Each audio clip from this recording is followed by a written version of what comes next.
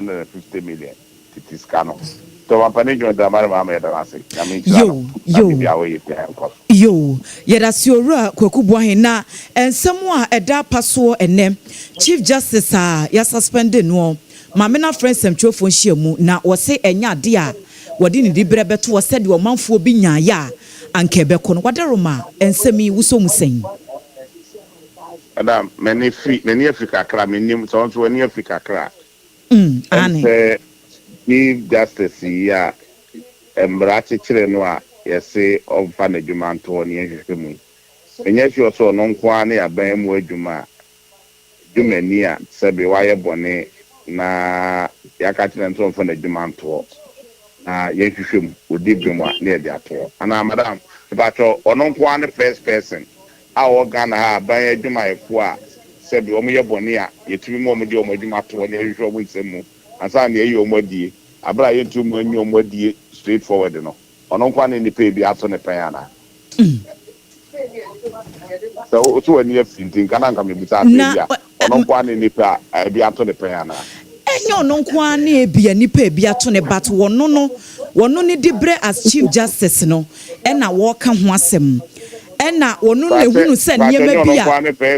enyo no kwa ne first Chief Justice a ebi nso aso ne pem 92 and 93 ebi to ebi nso aso to obi 2008 2009 ebi to bi bebre na hwe o mo even shrag ani kura no wada no ebe imprebe me nsa na echirage mpene mfo fi ho ohwe electoral commission ye nipa be mienu ana me nsa efi ho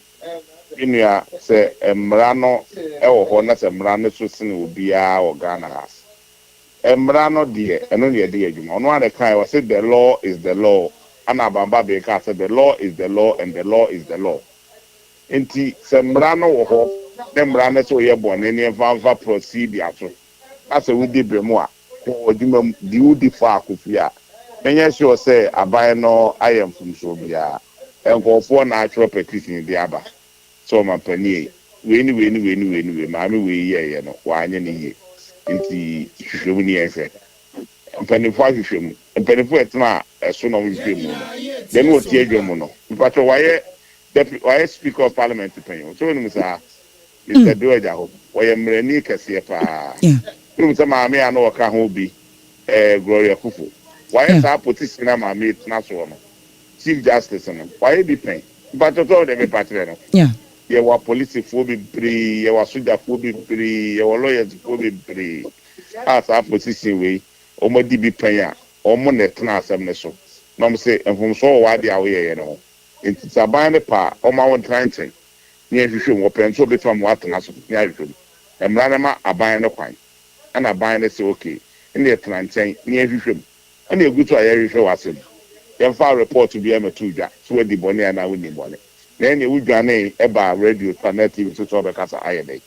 wa wa bone no wona onim se obi tata was a me wo kokubu an you hoyi o de to me so se me nwi ade na me ya me se me nwi ade a me be de this ayede emre bi e twa mo ka se eba beto aba the whole Ghana obi bi TV bi e se kokubu an akọ galamsey site akọ e campaign se ye ba de galamsey be sa aba ye ba de galamsey be sa aba but want and so nam ta so ma mekoka ye no man ka ne boni nti no me ye silent ama enkofo na na defend me e bi wi ase no I was vindicated omu se wi a prophet jampo no nyina am se kokubu an tape no wa anka boni bi I was safe send this back power e this she papa be go afre na o mama and this aye responsible man no ne gutu aye timi nu asa onye boni a na otirimu fan ya e dia na wuturu enti embra no to on twen edi entin wa akọ committee na enimu a ono mo ye adwuma na video obe result into radio so TV so na be castigating somewhere eni kwa akra se in any case asem na omo kano a e committee no woro yeti ese in secret edi kwa se ba wonten enso mo akọ kano committee na no aden na eto de ba wonten kra ba be kunu so breach the constitution of Ghana but the man say edi kwa sa asem akọ kano committee na edi kwa so de ba wonten enti someone no kan no committee no any the committee ni busa no aden na so de ba bonten e ba ma bonten fu mu che busa ni say ni yes say ni say na me kai Yes, sir. You are not being fair to the system. Media, minimum say, or no, dear, media, no respect. It is only a book no movie. When you Chief Justice in you. And yeah, the answer are met to me, the GD is on the debut. Uncle Jenna Home. Name it there. So I can for 40 or resign. I go for say, we are in the human and tour. Let me feel say, on the better was the penny for be after that can say, no, but in the human at all. But also, what could do because of the fighting system. I'm not man who has on fighting system.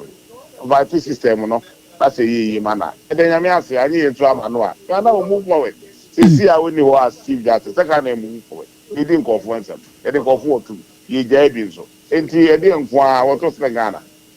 The rest of it. Say, the work on idea. As a Mekwana can make the women doesn't come in after the Quran can't respond. But, because if you dignify him, every man determine that we can be a very respond. We can be a very respond. We shouldn't have a dignified hair. We shouldn't have dignified hair. You should have allowed the process to continue. Committee need no report back. That's a committee no power. So no I say, and some are okay. We expect the committee no be yano. Until let's allow the party NDC NC and Ufio, abandon Ufio, no committee no me no. If they want to respond, they can respond. But we shouldn't dignify her. We should allow the system to do. Then read the committee says. You also move around whatever he said. Then we will see how best we can sustain the gains this government has made. There are so many gains that we have made, and we need to amplify those gains. And we it's our duty as a communicator and communicators to amplify those gains. And we are going to do that. You. Ora kwaku buahin ma yemfa wonsi ha kakra ba ansa ne yebegya wo amo akono wonhunu wadwene mu no ana wonimdie mu wonhunu se contradiction bi wo ba bi kakra sanse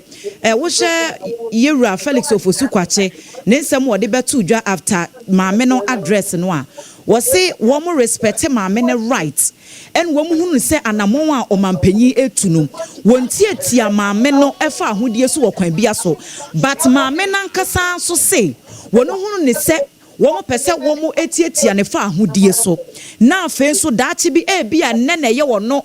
Chief Justice Gertrude wo china bi na akwa ye bibi foforo daachi bi ye ka bi mamenka bi amamuo no wanhwa a na de wo haw bi akwa akoba wadaroma ehonom no sima kle ho maye na afen yemfa wonsi Pacho ye electoral commission maame ba ko ye ni franchise. Maame Charlotte Oseyana. BBC Ghana. Amadi Tango ye no a we say ko nyanko pa so nta pre no BBC Ghana. David Kanga. Oni bitaba pe bia level David Kanga. No ni mo electoral commission adwuma mu pa okọ retirement. Okọ ye no Ghana electoral commission gui. Chief Justice Maami Bamfordado okọ no retirement. Atugu ba no mo ko retirement no Ghana judiciary egu prato sengui ana egu maame Gloria Akufo no mo ko retirement say judiciary ngui the judiciary will be bigger and bigger than any individual. It will be bigger and bigger and it will be there forever. The Ghana eja nyango pan fi Ghana she Ghana e betena hwa e meduma. No individual is bigger than the institutions of this place. You. Nah, no individual. JJ Wallace. Just as the JJ Wallace to call be you cool. Eje Ghana ti wa meku bi antibium. Otu ye wu ko na Ghana e ko nanim. Professor Tamis Aba Ghana e ko nanim. Kufu Aba Ghana e ko nanim. Akufu Ado Aba Ghana e ko nanim. Joma Aba boy Ghana ko nanim. Wasaba bium Ghana e ko nanim wa. Which individual no bit taka no dey do. We infallible. Ono dey do be tra ko yan to a. Ofiri so Ghana be kwede Ghana be gu Ghana ke se ni papa ni no be esa yo ajo obi ajo boni ni ke se no ka say a police for obi 6 months be ye tu ama omo me no ka say adwumayefo bebre teacher for omo ko picketing abana me aso ate say next month ye tu omo nyina sika ama omo enkwala wi school na ese omo national service fee nurse for with patient pay 12 years ye 12 months ye tu enkwala ni nyina sika ama omo say am no ka say bibie ko yi ati normal ya tete ne maso e bibia pa ne tuma pa ora boahin Yeah, Penison for Benya Jumaya. I'm ranting about Jumaya. Nagana fan into my petra. And also that your mama, no cafe, apprenticeship program. Ora Kwaku Boahin. Ade pam, a 3 years. Yeah, they go out. I'm all your phone with them. I want my Jumaya. Ora Boahin, what to menka?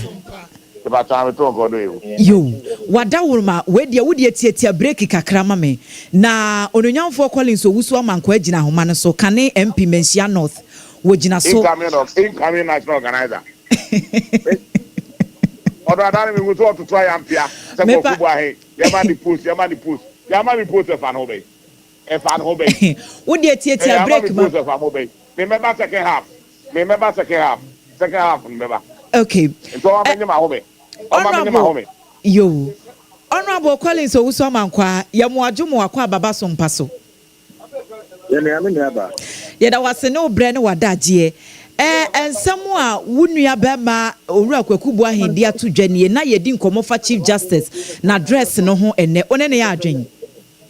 What a woman took Jenny back who say, and Chadani myself for Park or Kuaka. Ah, was it Wadaruma? Was so no dear my many press conference no or casting Crawfobia Cura 24. When ya messages are who do send Kebeya one for the brand to an uncle him some men obey tear foot no. Nank where the super pepper resign and so my men so resign and then resign watch now one of the won't run set a bay afum no ever coin biaso. Yo, that's many about. No, Queenie, a fire. Ramahama buying a NGC buying at the and after suspended Chief Justice. And first of all, a more ya pie, more ya papa. Now, the Queen say, Yamaya no, I'm beginning now on my penny. It doesn't matter, baby, a process net through or man reverse here. Many about a seminar move on a kitiketino. A beba be and Kendia da o mine swa. HSA. Yeah, there be a benyo man penibia or pana was say. Once there's a precedent or the Bayer Juma. And no per man na kwako yet to say. And yet, Obi of Babia and the Chief Justice, Beba. The sound of a person or mine dia. I am be say who say Ebebua. So Ebebua. Oh, it appears that they just want to frustrate a year suspended Chief Justice Tokunu because Mami won't be in Hawaii. Me no opportunity to have gone through petition national almost petition no can me kind petition sabi ensure that we say enyinemu ebida is so bogus, very useless and empty petitioner. The new contract enka on my penina na aban bi anase basu ko bi afra entertain in the first place. But aban no abonitimu poste e kwan bia so omo be punish judiciary through a Chief Justice almost say almost suspended no. If not, Mamina bitter say in transfer for the event and a modern bomia in the Jumedia medium or minor more yes or team for team war. They will run Wakawa Fana Betty. More mammy Kawa Afana Betty. I can say, what do you want to say? What will call you know already issue about Hana Sabi. Ya pa wo mo che o mo hwe ni nsemu obako a oteso te se bomber one no issues be na have to do with dissenting views obi anim se kokoye personal maami ya raise no mo antie maami no say raise the issue of say well emra no wo ho kwan say yentie me camera na emu no fundamentally when you me human right me person mo di me bedwam na bia mu eyanya ne kokoa mu bio no obia ntibi mo se ano so yentie na me niaba say ene yedi nipa efa so say ne yedi nipa fa so na me no so be do baby say ya na as a student of law class no na we constitution versus executive fashion and no key or classical case a J2 versus Attorney General. And no Ubekaya Miniaba, a former Justice George Akpa, Emra, Oman Panini, Ati Basu Quote, what the Saka petition been to Omonshe, na Wamu, any Dibra Enfin in Semno. Kotono, Ebogui, because it was found that there was no prior establishment of a prima facie case against then a Chief Justice George Akpa. Ebina mihuni. Aso wama fa kwan bia so sa maame no omo mwa ne kwan sa mane nka na sef. Na emu ka ya because ye nyina ya anya very careful la. President aye set no. Government and a president bia ba. You want to bet me at the two one say well, and the message so Mabadia made the Chief Justice aba. Then it becomes like officer autonomous with a that of Oman Penino or Nebrasua, not as a Chief Justice so what the Najuma Abbey now way a papa. Now Okoka, Ubenya, Minia Kokubwa Hemubi, Abba Bekaseo, and a former Electoral Commissioner of Ghana, Oman Penida Dananado, Estebasu Kote, Yenino Enfriho. Who the Electoral Commissioner of Ghana prepared to that of Chief Justice of the Republic of Ghana? Chief Justice, a triangular, pillar of our democracy, governance structure, no, the executive, the legislature, and the judiciary. Now, the convention are three key pillars. One of them, Penini, who pillar bako and our so. Which is the executive? You were a Speaker of Parliament. I know what legislature, dear so. Some you Chief Justice, or no so what say a year judiciary pillar. So, number three, you who use executive powers, and your book. Start pillar na, sabi a crop of mine on Krabatami and Kano. Now, who let me say here? Because, now, example, I know Omode Yenia Charlotte said Eban. To be honest with you, have you not been the first there on one Kasane to deputy? Every issue of procurement breaches, any irregularities. There's nowhere and Kanana Kufuado as the president that time. Ever said Basu coalition now young confront the Dibre and two. There's no way. There are key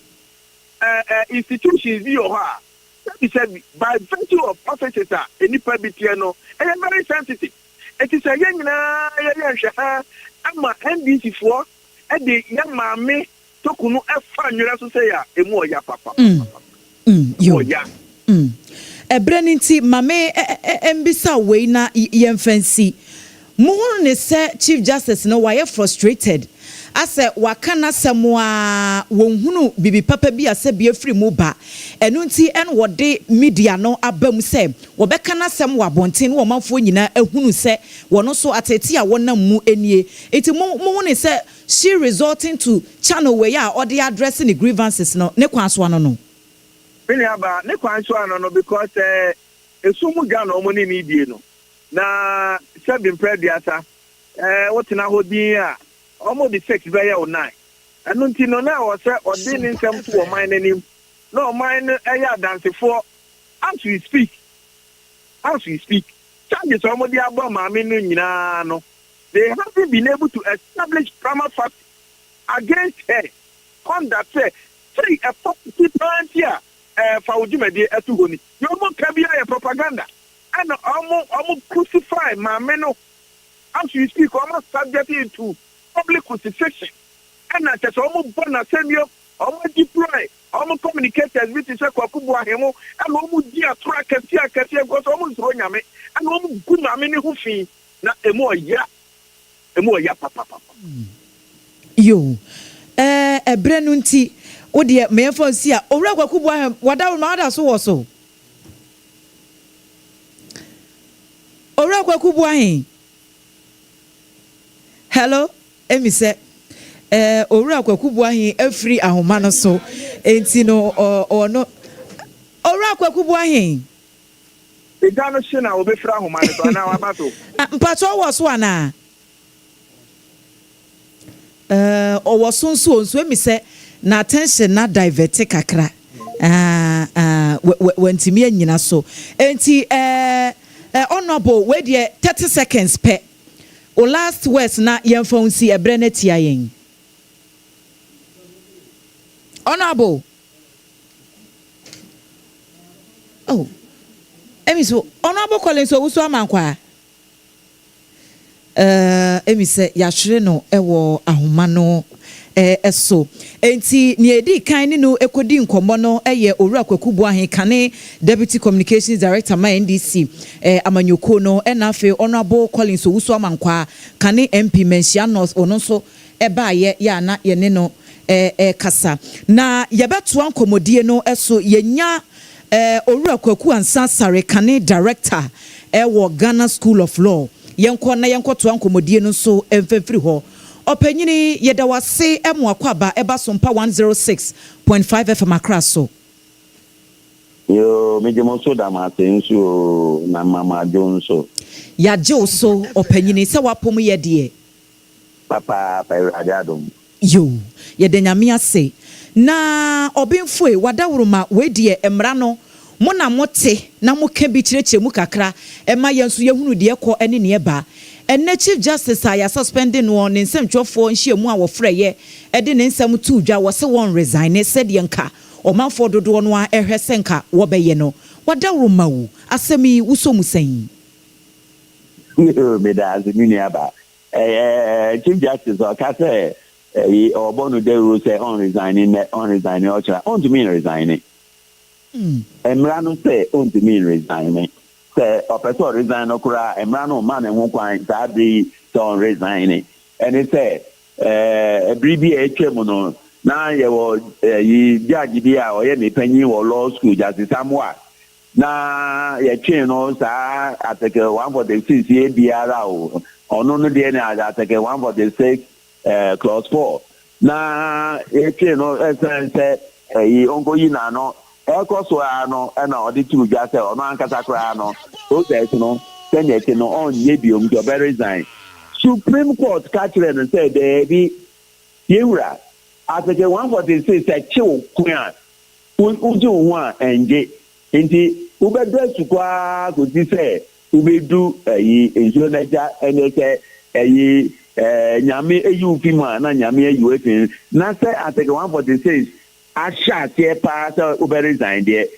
be camera no be ni Ghana nti say just talk no e can say you on resigning emra no na say on to me resigning so no emra no ma no ehun kwan dia and go be resign emra no ma no kwan no enu nti na watumrika aba court of public opinion na me masemfu a me dey to adwane say yen court of public opinion na waba no yen tumi mboa no nti ba waba no ehun ni mfaso na it's not so Chief Justice nti nti say nka oba kra e bi say wu ene unuanu ma ne wo ye adwuma wo na munya atem wo court na say mu ko na mo say Ghana court to say yeah sa ye keka na we de mi hu bi da enye Chief Justice na so kan sa de no Chief Justice de on order no nti say system no apro a so who say na system no apro so na system no ye so a so who say system no ye na afa na o test system no and the first time no wa ba say Ghana for samuka yo ni amuka da no ni Chief Justice kwa ye de ye me and so cancer you ye so can say ye say obi the petition akọ ndi say no me wo committee ministry ameka nyameka ni nyina no meka for committee o na ye wie na de o mi wo bibi kan na me dia betu mani na say de o ti hwe emfa emo abe na betumi abo ano emo abe na betumi abo ano ye collect ye mo nyina di bomu a enkoti aga na obenfu e we dia wodi we na ba muti na me de we to aso preko wo say court of public opinion no entimi mmoa ma me ne wo kwan bia so wada wo ma unhu ne se e bia wono so se be wa chief justice otembra no ase adwuma no wa ya che unhu ne se bia wa ye frustrated ana wa try bia ko bia within her means wo hu no se bia so pa bi betimi afiri mu aba eno ti no wo se ne ma me fa mra bonte no wo mafo nyina ehunu o hawo ne atete ya mekom enye na je se nya ode kire amanfo ne se amanfo e mu kokos na mu se ne ageje no ye no embo amu a mu ko abonte na mu ko kamwadin wọ́n kọ̀ yẹ sápá contempt of court nti ẹ̀yẹ́ ọ̀nù chief justice ọba bẹ́ẹ̀ kyerẹ́ ẹ̀fùtù bọ́ọ̀nì yẹn yẹn ní sáà nti no sẹ ní ayé sọ kàn ní sẹ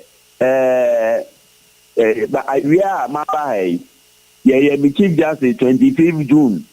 ẹ̀nẹ́ 25th June nti nkà ẹ̀ mẹ́nifẹ̀sì ẹ̀nẹ́ ẹ̀ sẹ́ nkà mẹ́ni jẹ no ẹ̀nà mi di àwẹ̀rẹ̀ wọ̀ na mi dá mu ase sẹ́ so far mo gyina m'akyi abẹ́pẹ̀m sáà mìíràn. Mi wo gidi ewo system num ene be ya amanfo nso benya gidi ewo system no na wo ba abontin be ka say wo akra ye de yew se ye wo ebrochi memu anka ye anka o chan ye sidi na e ko so nka be ba pom anka value no be hiti kwa ewo kwan ben so oh catching justice I can't say he doesn't have confidence in the justice delivery system. Hey, some kese nimi aba and say chief justice dia kasa akora. We dey enka jama newspapers media and go for the go din teku na wo dey asre. Na who chief justice so ba abontin be ka say justice delivery system no nini anu we dey enyenye ade Jinsem. Now, ajinsem one can this go say, who I would down no one to me and see there. Mia, me me baby, ye chia make us a main fixing system, no minimum, and I'll back us a main coffee. Yen say, ye, ajinsem, then ye bay a pound, yin answer, now, and mrenaba. I just say, Ubia Canada, Article 146, no, na yen see no. Now, after talk on no, now ye who say, Nya ye talk on no, and yet because I buy the ball, Techino, and one ye the ball, and he said, Ya ye and fix the system now. A bet ye, a bet many yen, it can't sense the system, no many yen, you know. Say a tato no echi ewo nia oye ewo committee no wia na ye nyina ka say nia na ekro so nyina ye hu yo na article 146 no ma ye hu kwan ye nso ye nkabi nti na ye din na committee na wi ye hu be dia akosi ye ra president ye ra speaker ade no ya aginsem nsem dia ya aginsem ti mu ye nyina all three arms na yen fair press people no meka ye ho yen bodewuro na yen obi afa na gemra na yen hwe kwan ya be fa so na be fix yen justice delivery system no na obi a kokota nya all hwehwe no ne nsaka the mechanics so yen court no apro SOMPA FM yen justice delivery system no eye kun oh, and to say, Obia, and yet Chief Justice in Ko, Obi, we are paying near man of 50 years. Now, Obi, after $50 million. Now, your friend or committee and him. That is our justice delivery system. These are the things that I say, I can. Now, the judge said, give bribe. Oko can, I say, man, is this the first time I just talk on no use word bribe? Every time I hear lawyer be payment then no, so him say judges will be give bribe. Now we judge now give bribe. A kum nipa saying doctor or be war opinion no be kumu. So I tell if you have confidence in the system and you appear and participate in the system and the system gives you a raw deal. bibia nye ya ewo wiase say no na who chief justice so can say a man for say who cause the system no na system na njewa turn your back against the system and appeal to the opinion of the general public na one of the jongwan yo obenfo enkomo na ye de na yen court no ya jinsem mumbo de ru yen court no ya jinsem bribe no ya dos dodo yo judges will be bribe mama yen fix system no bia ho ato no wo court na judge bribe na ade a eye pika na judge say eye kokko a enye etiamra etia nyamisro nyamise ma enye sa nti a judge na wo mo bribe no wo mo hwe ne e court say a wo chief justice abeka say only confidence or system no if bribery and corruption na e court e wo judiciary no mo ma en say judiciary no ye na bribery and corruption no enti me ti okra na mom eso betimi ate say wo mu di ewudi wo mu je bribe wo mu di ewu na wo mu jai na papa na ewo mu no bonifo no ankofore wo ye wo judges a papa a wo mu je bribe hu wo ene wo judges a bonifo a bribe nkwa no wo je mo mayenka no bia ho ntono corruption enye the politician egia enye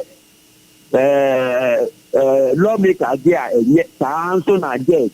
oji bribe enye mo mayenka na enye fe yo yeda wate yenso yeda CP nkomo na yede ebresem ne yebeba na saa article 146 no ne ne yekeka ho no yaba bedi nkomo na kwachire but ebre no nti wo de yemfa si ha yeda wase so ene wo bre owura abusuafo owura kwaku ansa asare eye kane kwankyerefo ewo Ghana School of Law ena yene no akodi nkomo ede afa Chief Justice nsensamo a ekoso no kaise hot bite kasebo ewo SOMPA 106.5 FM ACCRA ne ato apeti affiliate ahodo ena yede bremo Leicester Company Limited awom de years toothpaste ene ne brasha ba ene so yasene ye dane ye ho minute nikituwe bi yeba ensam no to aso no ye de bebremu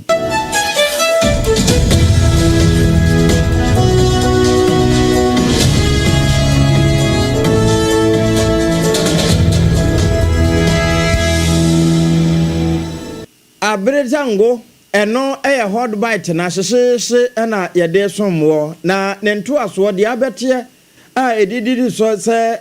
enkwaso bonte a etene ne bi ne se aputuoja eneka de nkamabu na wo ho wo mo nnwuma bi se ye nnwuma dwe eba ne sen ye se wadiewu na kokro bite so bema bi a wa etesa somrodwe na woda abemu no ene ye kase bonkamu ene wakwa akwo na mu mampanin dada kofidie wo kufu John Ajekum atufo akire wonum a ebekwa akosi hene atu hene se eba se obi nkura franka babia wo firi soma wosom enyina babia na komia de na no atom bi kirese ro Dr. Mahmoud Bawumia wa asudie ya wasa yesom anase ebo no na wosom ewo MPP amanyoko ni mu abusuansam no doso afoforo bi ka ho ene nuanom basa yede ebremu midin ede ajoa asare mene triple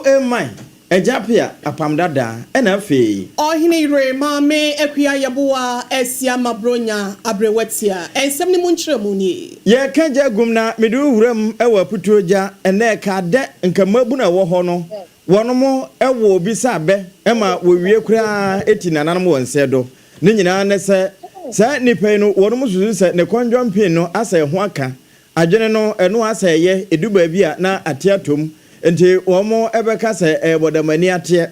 na wakwakwa so obi tisade sabi ye dwobayire na ne nyina nkamfu ano woni na dimfinhye be se aduanan na se ye na eba mu de na nanisem wono na atan no ya wotimi bu no obu atentrodo beti aduamankwa won de bra na ekoso bia no na nanisem bi wɔn na betumi abɔ amane afiri krenkren akosi krankran badu ti anka anwumre sompa hot bite kase so ni o majo yes oh ye we de ya ma de hye wo aputo gya nyina ya akọ ene kafra na eba ne sen me famuso we de anokono be 7 to 12 yete ha na da yete ye de wo ya ne sa branche bi kuta sofi no didi ta ko che kuta se kan ye nyina ni klase wo nda papa iti no bi e patabra ne se onye kasa ni ma ba ko ni kuta de onye papa ni kuta se kan eti enim se ntokpa na omokum iti kwansi ma ba kase wakum ni pa wakum ni ena ma ahafo nantia no to share so na ena omobo ni ka aya papa bia na se woni nam haida na hu fa na ye nyina anim so yare wa chi papa na de sika abu na kunu e de na kwata gatem e wa abra papa no onye ne hwe asie no ne ni pa na iko pie so na nine ni ti ana tete ho dia ke betanza mantam ha bo ye be hu na se ni pa na ye kuna ye de na kwata gatem na jese wakum na sie no na so de wakum no wo firi hen na busua ne sen na wo be se wona nam ho sasen kire mu kakra ba so de wakum no ye so firi fease wo no so firi fease badam ne so firi fease enti wo ha na wo mo won tokwa dada ana mo ntimi antoto na no obiani de si ye yakoto an se ye wakuna odena hye ahene no de bua kata bu atu anwea mo se mo frɛ police for ema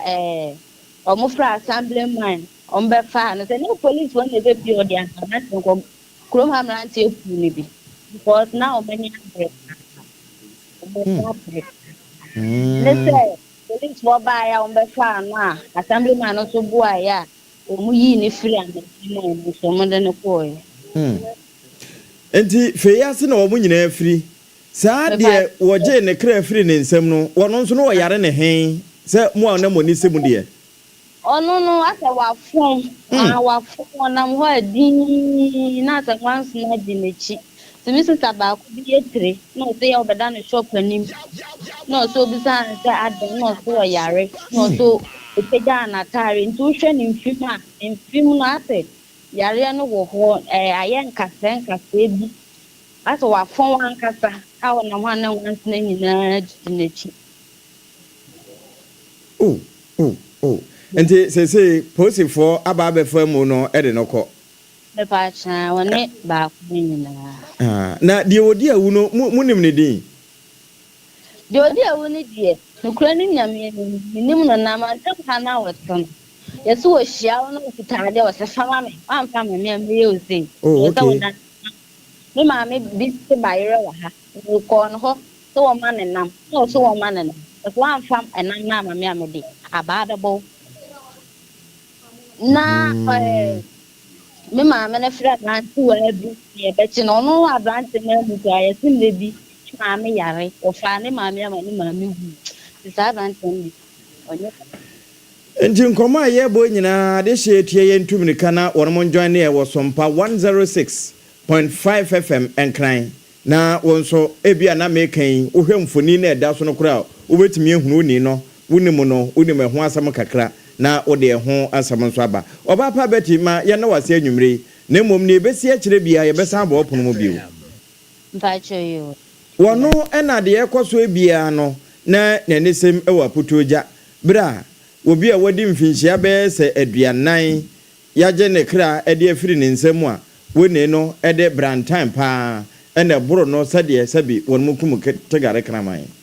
na yɛmfrɛ putuoja ɛhɔ ɛyɛ bosomtwe abato mpɛsoa so asantemantamo na yɛntofa so kɔde brɛsiamo ayɛ wɔto ne nsɛm ogyabum ɛmfa yɛ ne nkyerɛ mu ɛwɔ ga south kropo no mu enkrapumpuni mantam ase nom na kokoro bi te awerɛhosɛm bi asi ama yɛka sɛ bɛrima bi a wɔayɛ te sɛ asɔmmɔdwe wɔyɛ sadriam ɛna ɛneɛno a yɛse wɔ mu ho no a yɛte sɛ sram wɔayɛ se he adeɛ kyeɛ no mu nkɔhu no agɔta bi anasa bonka bi eno rei nemu edamu kwaku adema yama ne boni ya woto nkra de ma ye kwaku tie nka nwumre yada wo ase amowadwo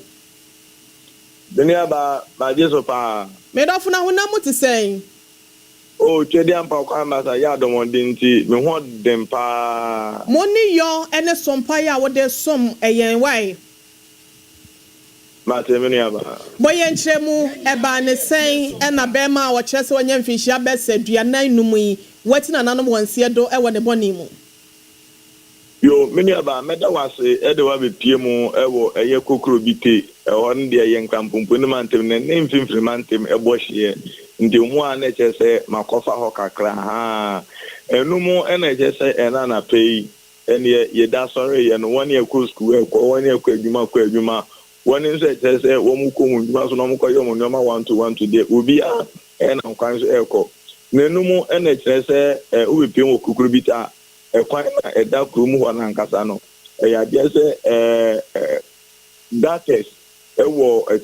final echo. If you know, and I say, you come say, Papibia, yes, one bro or dagat anymore, or dagat anymore.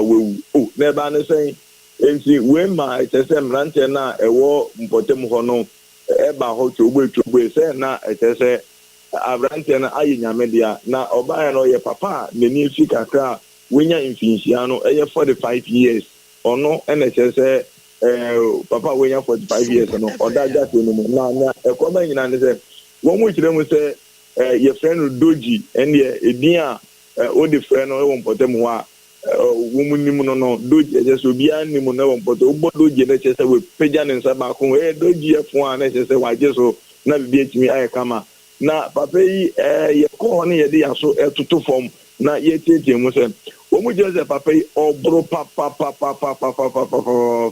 ene obro sere akokono obro se asoromoje ene papa yi ejunso gu na se wonso utie mana se kwatra ukra de ubeboasen no enye asam ketwa papa etunde so kresi wana sa ukutwe mo hwa enya asam ketwa emawo obo papa indendra danado ene akre ekotwe bi njo kotwe bi no nam kwan no na mafo ni se eya chia na oyi se na wa patra to gate ni mu a miti ekobbo ade ewo gate ni mu nte se ade chia na pe no na ye pinto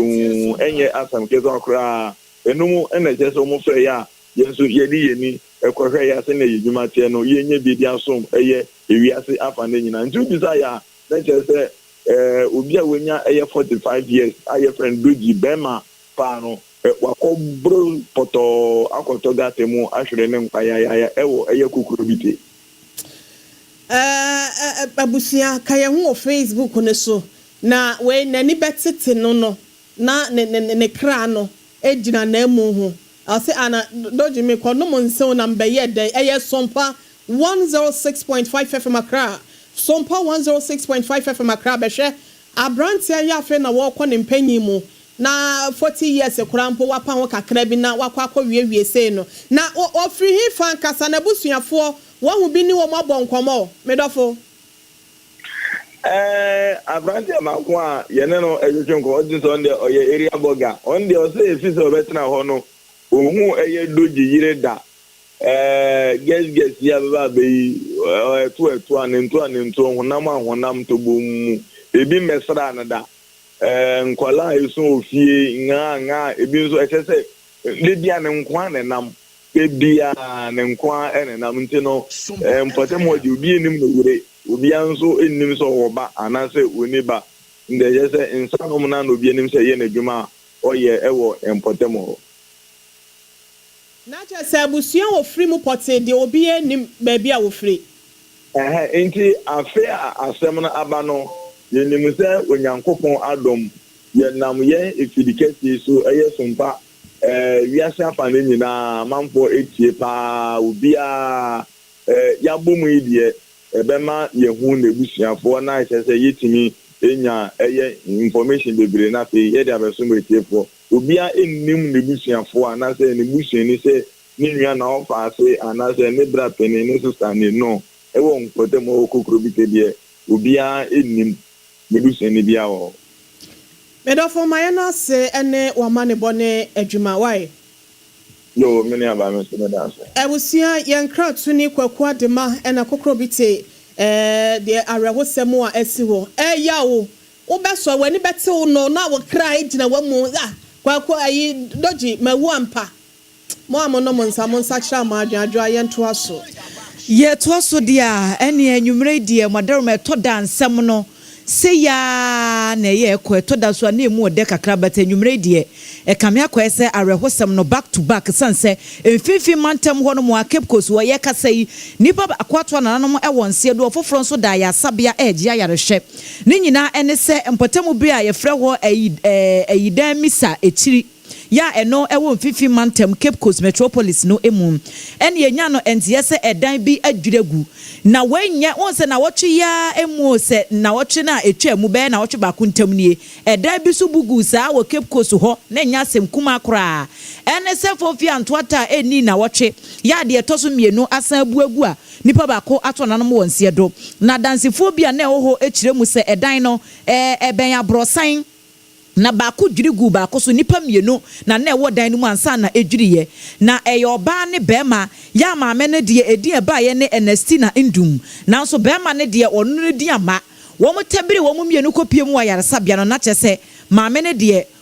wantimi enya hoden anyina oyaw no ano enti wo hwere ne nkwa na bema no eda so a ewo Cape Coast Teaching Hospital ya wo no eja yarehwe na abusua no a wo mo building ne ebu ye no maame baako wo mu ogina mu kasa ede ma wo mu na ede to so mpaka se anim se saa asem no esi ye no no wo madika kura bo ho amane atu ho na mo se wo mbesere se ankampanifo mesha building structure no da eye de ye bedwiregu a no wo madwiregu nso wo matu ho na mo atu a wo mu enye nsusanso pa bia amfiri wani se fofi antoata edan no adwireku nipa yi ende da na ye hu na akandu wo edan abrosan nim na emom na ya atete de ye ba frɛ mpanyimfo na oye hwane zan nti na ye hwehwe nya na assemblyman na ya abona amende do on bo hwɛ de ye ne yensa ankan nti ye nyim de ende oye nyame ne pie bohu na inde ye te de edan no wa akafo na ye be ampa yan municipal chief executive wo tu ho na mar wa ye bi edan otu edo oye Mr. Jacobs ni ebusuefie ni wie betia na ne wo faase wo de dan na wan edan no bu dam o ka hwan na wo zo no kwentabeti yes abano ohu ya na mabor edan na wo wanchenchen nya wa aka ya ma me nya wa ze wa aka so aban yes enti nipa baako a wodi hu adanse eware hosem esi ye no ewo fifi mantem na yekote ne nkan ene yemfira awre hosem na yenwuram ewo amanyosem mu na yewuram a wosono amanyokuo wosono de ne namso wo maboboa no ene yewura na mewura mampene dada John Kofidi ewu kofo ama apaba na boboa no na papa ne akasa de afutu ama wosono ma ne nyina ye na no amane a wono bobo se nyame de chen a afrefra ebesimu no bosumi edikan de etoso de diasaba kon January 31st wono mbakwa akoto aba ayidi obekura wo mo franka na ehom frama ebobo ne nsema epiepie monten no papa ya kasa de afutu ama sono ma no echese de ntia wono mokoko yi kandifo ya obedi wo mo nim no enyese esumasi benten ofirikuro esumasi anase ofiri benten kutu benteso ena fe enye ne soma wo mu na mom de wa hofama de enu achi obetimi de nkamo mu aba amanyoku num na se wo de ne kodwa so nso a Ghana fo nyina beto no na wasanso wo adwempo ne nsusu a obetimi ama oman mu adwo ena ya wono mokoko yie ne se hunti nsema ne nam ne de ebinom keka ede gu wono mo afefo ho fi no wono mo ntwa so. We don't want to face the real truth. You see, the other thing with us, we may be brothers or friends, but I get the feeling that you've taken me for a ride. You've cheated me. I tell you, next time around you call me, I may not come. This is another thing we must admit. We are democratic. We uphold common humanity. So, and democracy really doesn't go in for tribe or religion or gender. It's the individual. One man, one vote. And if we want power, we want to present a person who would be convincing to the generality of the electorate. Can this man we are presenting help solve problems for the community at large, so the benefit spreads across the board for all? We look at that this way. If we tell the truth to ourselves, we may see that the way we've been brushed by our opponents from way back, oh, you are a tribal party, oh, these days we are including even religion. Kokrodu She eno mampene dada John Ajekunkufo ɛna ate sɛ wotu so no mafo yi yɛda so agyina mu ɛwɔ ehyi rado aboa kɛseɛ ɔsono wɔnom akakye na Dr. Mahmoud Bawumia mampanyin abɛdi akyire kane no ya wasa ekita Frank Ebudi Mamanyoko 2024 abatoɔ ne mu no ɛyɛ ade a ne ho nsɛm ne yɛ kasɛi ada ne tuapia amanfoɔ de asi wɔ ma no ya wɔ mo ka ho nsɛm ne nyina da ɛyɛ akonya a wɔsa pre ahwehwɛ sɛ ne nsa bɛka ɛde afiri mpanyinfoɔ ahodoɔ wɔn a wɔto aba na sɛ wɔka bie wɔm delegate na fa sɛ bɛyɛ wɔn promise ya wɔahyɛ so ɔbɛkɔ ɛwɔ afie di anim no wɔbɛtumi akɔ akonya ɛkandie ɛwɔ mu na eba 2028 abatoɔ na watimi akonkoden ɛde amanyoko no asa baban mu na ɛno ɛna kane managing director ya na Wada State Transport Corporation STC ano wɔno kro ya no wasa yɛ vice chairman ɛwɔ 2024 yɛ Bawumia ne campaign team nim na akomia asɛm na yɛ kɛn panyin akyerɛ sɛ enkugodie yɛ kɔyɛ ɛde ma amanyoko 2024 no ɛyɛ ade a na ɛnyɛ yɛ Dr. Mahmoud Bawumia ne mfonsoɔ ɛno nti no obiara ntimi nkyekere so bo obiara nkɔsoɛ ne tiri so ɛte sɛ nanka yɛ de abɔ kɛhyire na bie mu kura no wohwɛ yɛ wura na Bawumia wɔde de awɔ nyinaa ɛna de ma amanyɔkuo no ɛwɔ 2024 empo ansa na wɔba bɛwura mu ɛwɔ campaign na no nti no ɛbrɛ no ani so ɔmo bɛhwɛ appreciation anaso ɔbɛkyerɛ ni so de ama no ne nyina ne sɛ wɔbɛto aba ama no wasa bɛkita frank mu ama amanyɔkuo no wɔgyidie mapasɛ wɔba ne mpre no nso deɛ enkunim no wɔbɛfa ɛde ama amanyɔkuo no na yɛ nyinaa yɛ di ne ɛyɛ adwuma man ɔbɛyɛ nso no yɛde ɛkɔ national election nso no yɛne no ara na ɛyɛ yɛkɔ yɛ anyɛ yie yɛn gye di sɛ ɔno nti na ankɔ yie no obiara ntimi ɛnconvince mi sɛ ɔno nti na anyɛ yie no ɛna ɛfian sɛ na mene ne yɛ adwuma mehu adwuma a ɔyɛɛ party no ɛde ɛkuo bi si hɔ sɛ saa hwehwɛ mu na kɔ so Bawumia anyɛ factor or the other factors there be some more present some can say my report no my nti the main causes of the defeat nia yati nenkei eye Nana Akomia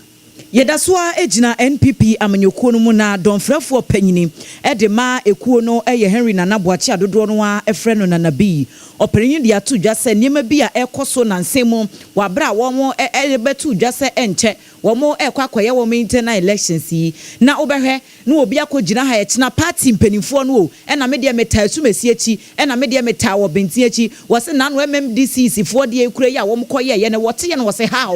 how say adia afei na ye bie ya ye di hu nkomo no wɔkyena wesisei wɔse saa ade ne de enya de bɛboa kora man kabo mu a wɔn hwehwɛ wɔ amanyɔkuo no mu no atumi agyina nti wɔn hwɛ na wɔn entu wɔn ho fo. You see, say you party cohesion, you party unity. So endorsement in semi biane from Mubano. I'm not happy with it. In fact, that is one of the reasons why you free and penny for your mutri mupo. Say omupese umudi party and umudinki tahono. So it will be part of our discussion and community kwakudi. Sanchez Simbia and baby. Enwachi ena ensentrofo bisa na nabi senti sesia MMDC ya wɔn kɔyɛ saa no mo wasotwe bi de ma wɔn ana na otuo de bi we de ɛyɛ amanyɔkuo no mu nkɔmɔdie wɔn ana ɛkɔ akɔtena se aka wɔn asɛm enti asotwe bi anhyɛ da ɛni baabi a ɛne asie na wo no wo choice was wo ni choice bia not have a choice empenifo e woman no medical ka say any particular person will become president 2028 obi e be yini bia we as national officers we do not have a choice in any way. Eni a yekotie ye eye donfrefo panyini ema New Patriotic Party NPP amanyɔkuo no Henry Nana Boakye na ye kai wo se hot bite kase bo ene ne ntoaso ena kyesa ye da so a ede esomo ewo SOMPA 106.5 FM Accra Leicester Company Limited ya wo de yaz toothpaste ene ne brush aba edwama so wo ena ekura yemu enwumre belt no emu aye dendenden de ahode ne wo soro enye yize na yaz de ye dika di ho adanse e de akyere wo se kasa wo hoi se obi kasa kura na se wo confidence ya wo hu obi wo hono ani udi nkomo ase wo twetwe ne ho kakra so won pese obebie na no enka no enya nika na brantie kama bohu obi no address shepe na tade abone tai na wobie na no kura nipa ntimi nyina ho eye fɛre bebree Yas toothpaste ene ne brush ne yekamfo de amount ebe clear saa enka bone no ne kokonene ne nyina e de afiri usiase ama wanu ate kama bebie ye ton bia ura mat ahodo mu supermarket malls wo mo tonton wo table so ekwan ho bebia ubenya bi ato enkanfo be frɛ 0501 619588 0501 619588 ena kumase fo so be frɛ 0501390338 sciatica expert 21st clinic originators na 21st clinic woman na sha se na foforo esua enti wo to ase enti no etwetwetwe wo asane ba ona mromu no ada wo so ache me patro fa kodan wo what branches no wo ma to apete ewo Ghana hafa na ba bia wo betimi ene wo mo adi nkomo na wo mo aso wo ha na no e de ama wo 050 311 311 0540 311 311 Midimafo Herbal Clinic Midimafo Herbal Center Dr. Time da so stroke netete wo diabetes brapoku ase mayira na beje wayare hwe nyare wahodo biara da so ache oba ne be ma wo ho ayeden me pacho fa kodan Midimafo Herbal Center enkrapoku ase mayira kumase abuaku agogo wo mo ene government school no na di animuhwe 0244774282 0244774282 na woni wo mo akasa yedane ye ho ye ba nsam aka akire ye de beto aso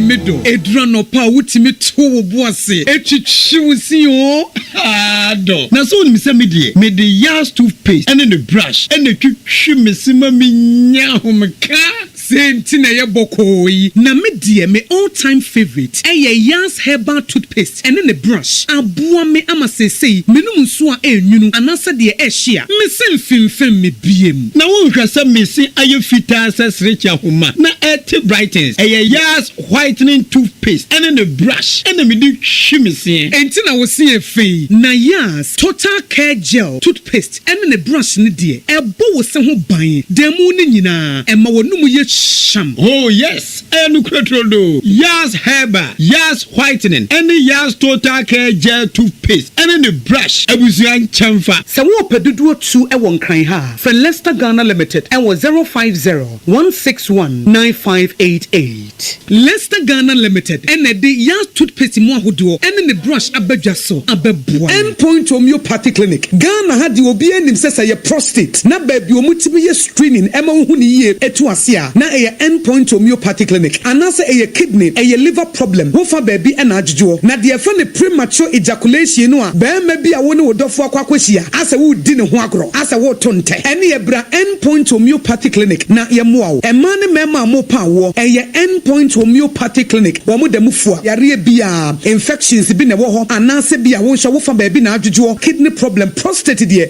Endpoint Homeopathy Clinic kuma se ubehu Endpoint Homeopathy Clinic e wo konoma boy hia e na Accra hanso so de wo mo gina mu ankasa e wo Spinters bebre friend share signboard no hudru na obusa sa wo pe Endpoint Homeopathy Clinic obi a e be kire for Endpoint e wo 0244867068 and 0274234321 Endpoint Homeopathy Clinic wo mo dem fua Kweku, minim sawa she. Me kraman nane. Now so ebony show one embasso. Mane hon sepeno.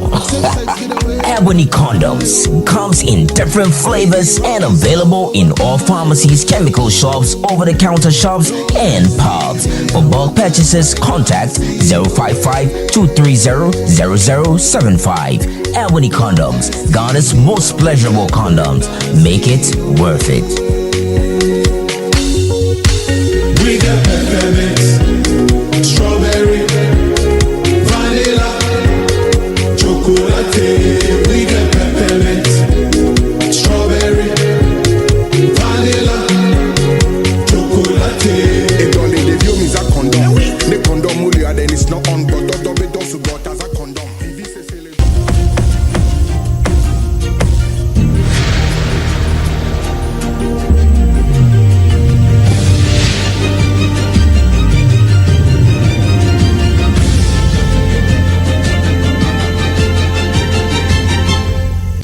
TV, Emma Akituapa.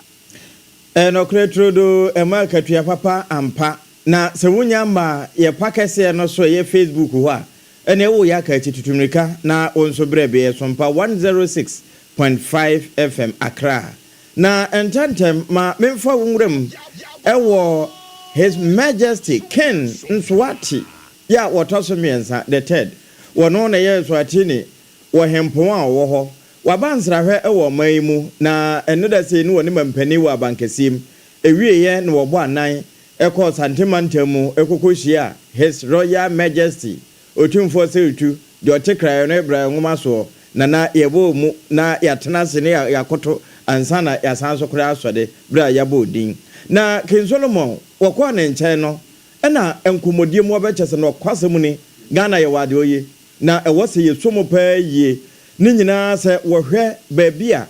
awiman ka bɔ mu kokura firi baabi ani ti firi ɛne bra na ɛyɛ eku ana wɔn mo teɛ Ghana yɛ dimu ntinteman paa wɔhwɛ yɛ man panimfo a aba bɛsene kɔ wɔn mo ɛda so edi ɔman so ɛne emu ahempo ewom sɛde wɔn mo kyekyere ɔman yi a yɛnya akandifo papa ɛwɔ sɛ ɛbɔ mpaipa ɛde ma wɔn. We pay homage to the leadership of Ghana for vision of an Africa that can manage its own affairs. He played a key role in the formation of organizations. This is the former President Nkrumah, alongside with all the traditional leadership here. They all played a very important role in the formation of the African Union. Before, of course, it was the OAU, and now it is the African Union. Our two nations have been, of course, friends for a long time. This is evident by presence of many Ghanaians in the kingdom of Eswati have also come to pursue academics and careers in different fields here in Ghana. Yes. His Majesty King Nswati the third and I say workers bre opim ewo Kumasi Santimantemu woko penso aboboano and wo de sansemi eto so na ogusu a na wo wasantema mu no na adwabo kase bi so koso ewo nkran titu ene Ghana Shippers Authority wono maboboano sesi penia wono ene etitire ne ndema Chineyama Nyokuo Yewura Johnson Asiedu Nkatia ya wo mo bono mra ne se General Mosquito na che se General Chairman wono ena wono mo abone din se wo be board chairman e de ma Ghana Ports and Harbour Authority de kanene bi frɛ ne gapo ha no na eno ena ene se wo mo agi ne tum wieye wo mo e wo board no so ye gi wo mo tum no wo be che se si wa wotua Ghana Ports no kra no no wo member na ansana ensem wo de to so bra na wo swaye no wo de yenti bi mra. We will do everything in our power to ensure that the GPHA is given the best management so that we can get the best outcomes from our ports. Having chaired several boards in the past, I particularly promise to bring my experience to bear on the management of GPHA. I'm fully aware how a difficult board can pose as a problem to management of various organizations, and I urge my colleagues to stay in line within the legal boundaries so that we become support rather than hindrance to the management of the ports of this country. Na General Chairman Yewura Johnson Asiedu Nkatia wie ya pe na Yewura Joseph Nekpe Bukari wono so de bi to so echese sabre ya wo mo abefa sa de bire no wono mo mo pa se aban ene ankorankora betimi edi nkuta ho ye adomokora abo ama Ketia Port no wo motimi ayo. Some of them are the restructuring of the management of the seaport of Tema and Takoradi to embrace the landlocked country concept, enhancement of faith with Ghana Ports and Harbours Authority's involvement in the provision of security in the corridor and the elimination of all forms of barriers and harassment. Exploring private sector partnership to develop the Keita Port as a complementary petroleum product delivery hub. It is our belief that you are aware of some key challenges, and for that matter, we'll bring a few of them to your attention as we hope and believe you will give them the high needed considerations.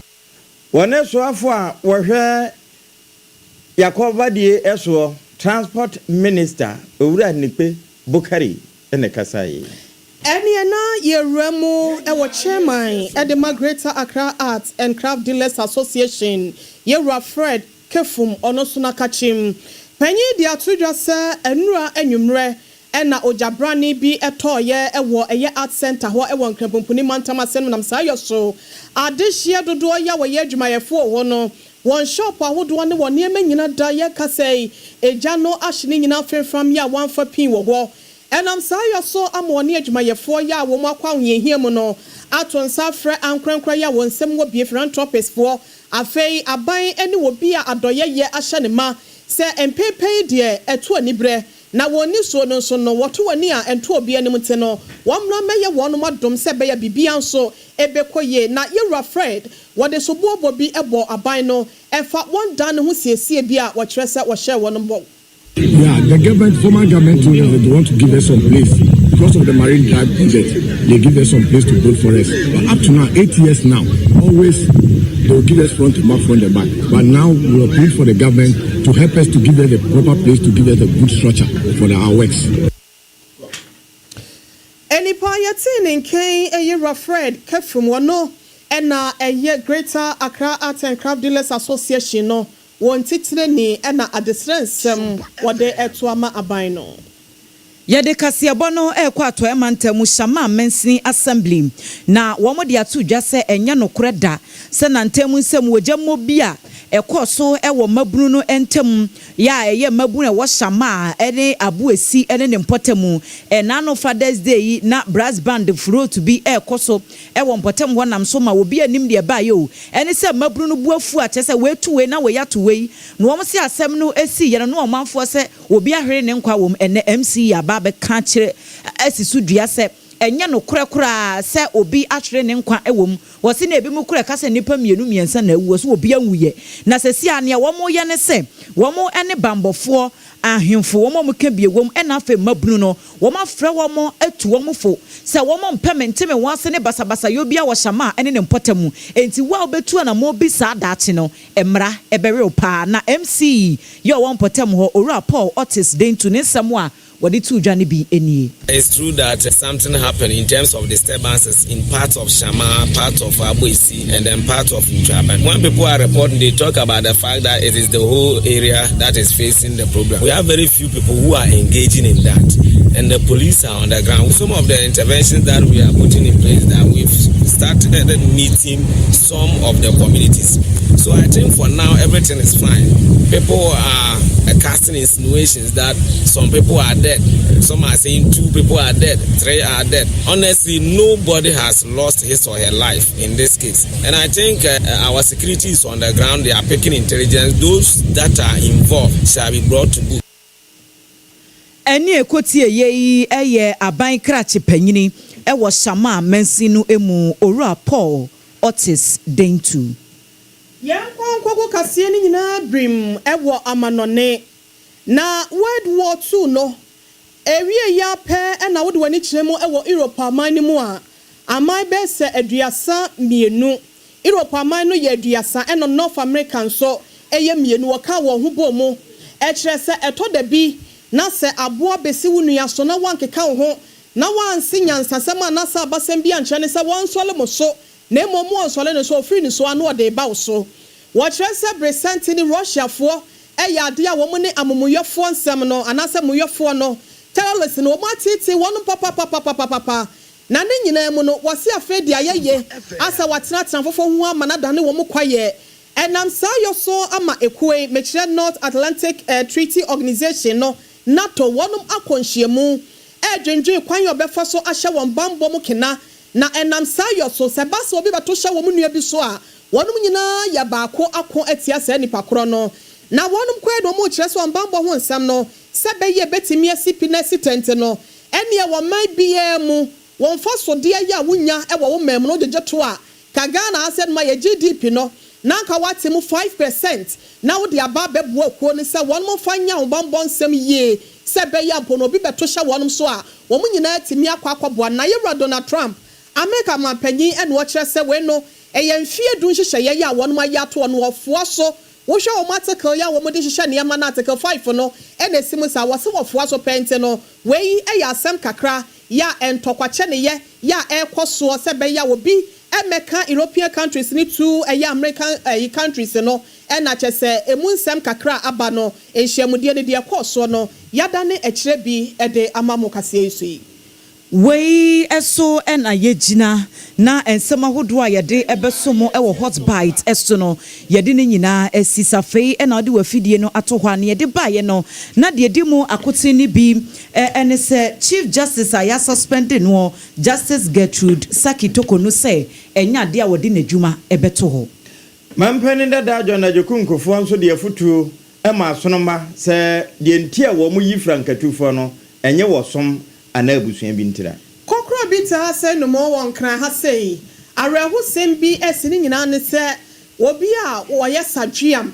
wɔkɔwo na no pɛyi na wɔti na nano wɔn se do ɛwɔ bonkam sɛ wɔde ya toothpaste ɛna twi ne sɛ nka obi anhunu anwumere Leicester Company Limited a wɔn yɛ ya toothpaste ne toothbrush wɔn mo so yɛ mu ɛna yɛde nsɛm ne brɛ wɔ Dr. Tam da so wɔn na medimafo herbal clinic yɛ ne dia no fa ya de akɔ wɔn fata amonto so ɛma wɔ honto the sciatica commandant the sciatica pace setter the otwabo so mpokɔ saburo ne fita yare no 21st clinic anwumre wɔ madama ɛne yɛbɛsommo na entem ansa na yɛbɛsɔdeɛ no wadwe mpo ade bae no yɛmfa bi mra yɛde bɛba na aseda no ɛkɔ ɛde ama Hajia special local foods ɛyɛ aduane papa pɛ fie dwabodwumadie bi aseɛ no ɛhɔ ɛna wohia saw no obekɔ akɔtwetwe nkɔmɔ ɛne awade hye mpempem akitafo yɛ wɔ banfa ho sɛ yɛ yiyɔ awadegye anasɛ party bia no nhyiamudi akɛseɛ na nanom so dwabo aseɛ no ɛyɛ hɔ ɛna wɔsɛ wode wani kyerɛ ɛwɔ hatcho atomic kwan no so transition akyi hɔ a frɛ Hajia ɛwɔ 0246 359921 0246 359921 afei yɛnkɔ natel mo messages a mode aba no yenkɔ so emfa emamo nana akua mo aboaten abekuma central ɛna wɔkyerɛ sɛ enka ne pɛ mu pa dia enka mampanyin ebegya committee ya wɔhwɛ sɛ wɔbɛhwɛ na Chief Justice watimi ayi na se akonwa no na amaga na hase no masomdwe so etimi aba sanso ɛna baba mahama oboase wɔse another 2% increment on electricity bills resetting Ghana mpa wɔse ne nchia wɔde kɔ Edi ama Dr. Mahmoud Baumia, man of integrity. Baba, 2.something% ebi da sumpo wai. Na Rahim Rankin, and was say, Nana B, the next person to investigate by Iyoko. Adabwanebe and waya baba. Rahim Rankin, and na Ekasano. Na nekia mwate wodi no yabobo so yenhwe se ebi wo akire bie mu dia ene ye mfansi ase ne nsole ene na yedisi ha so de no kase no efiri SOMPA 106.5 FM eno ye nkran do me Green Hill Street ho a ekodome market ene twa ne ho ekopie mu SOMPA 93.1 Kumasi Santimantam mu eno akro na ayiko 100.9 ma ayiko Asantema mu eno achi na ye live e Paris France abrochima mu Adamfo pa radio eno achi no se unya dura atwa mantam mu a wonua eye SOMPA 101.1 eno ye takwa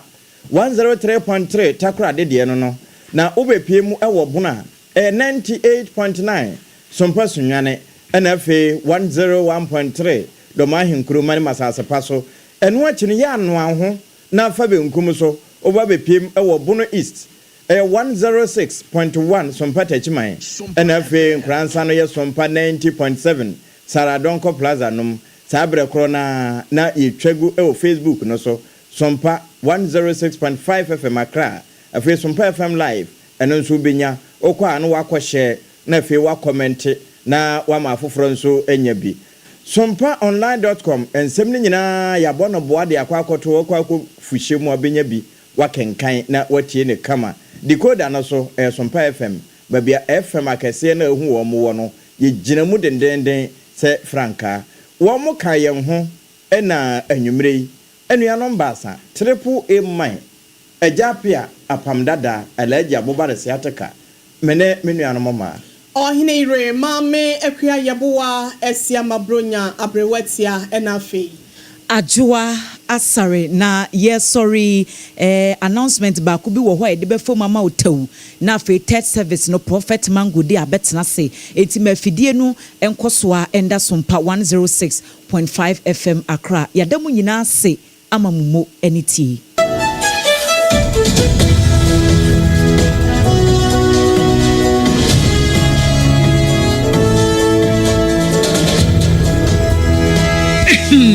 Medo, Edra no pa wutimi